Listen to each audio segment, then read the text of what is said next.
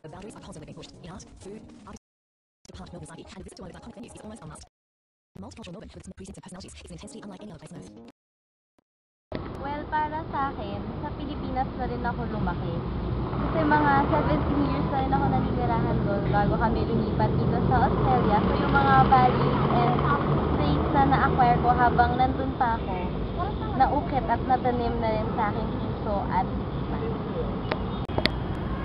siguro, pag nakalimutan lang magsabi ng po at opo, ay napagsasabihan.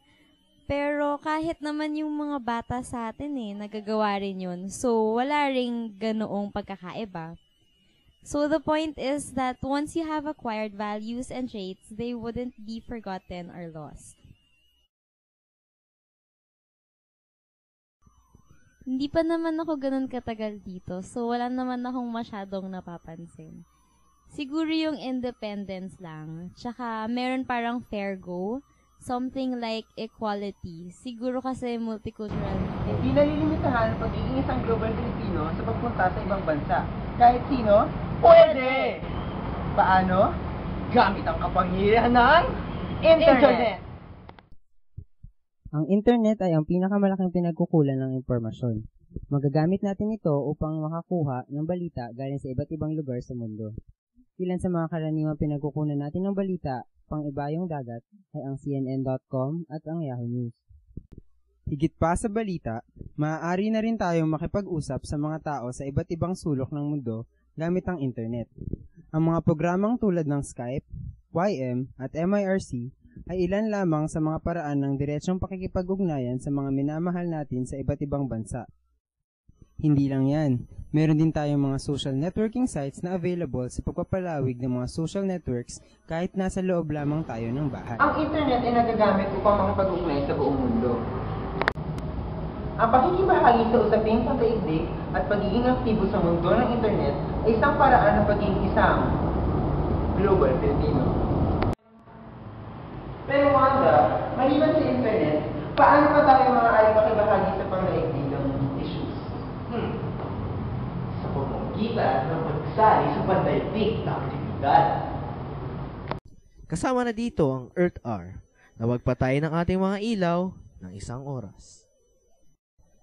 Kahit sa maliit na paraan ay nakakatulong tayo sa kalusugan ng ating daigdig. Kasama na rin dito ang mga reforestation projects na nakakatulong sa ating kalikasan. Ito ay ilan lamang sa maitutulong natin sa mundo at isang hakbang patungo sa pagiging global Pilipino. Wanda! Ay, ready! So, kamusta ang experience mo sa pagtuklas ng pagiging global Filipino? Ay, grabe! Nakaka-stress!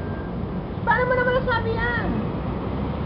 Kita mo naman ang haggard na ako. Tignan mo, ang gulo na ng hair ko! Ay, naku, tama ka dyan, Wanda. Lord! At ako naman, ang pagpunta natin sa Luneta ay talagang nakaka-stress. Ang dami-dami mga tao. Pero wala yon. Ano ba ang natutunan natin ngayon sa paggawa ng dokumentaryong ito? Sa mga ating nakita, ang OFW at ang mga students abroad ay naituring nating mga global Filipino dahil sa pagdala nila ng kulturang Pilipino sa ibang bansa at nakaranas ng mga kultura na naiiba sa atin. Sila ay nakakapagbahagi ng kaalamang Filipino at ng kakayanan natin sa kanilang trabaho. Ito ay nagagawa nilang lahat nang hindi nawawala ang sariling pagkataong Pinoy. Nakikibahagi rin ang karaniwang Filipino sa pamamagitan ng internet na instrumento ng pakikipag-ugnayan ng mga Filipino sa iba't ibang mga tao sa mundo. Kung kaya't mapasino ka man, isang OFW na nagtatrabaho para sa pamilya, isang profesor, isang estudyante, o isang tipikal na Pilipino, may kakayahan ka para maging isang global Filipino.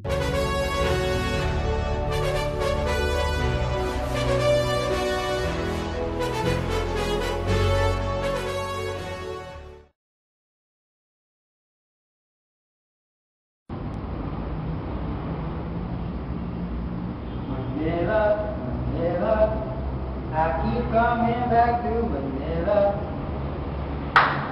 There's no place Manila, I'm coming home. Manila, Manila, I keep coming back to Manila. There's no place like Manila. Manila, I'm coming home.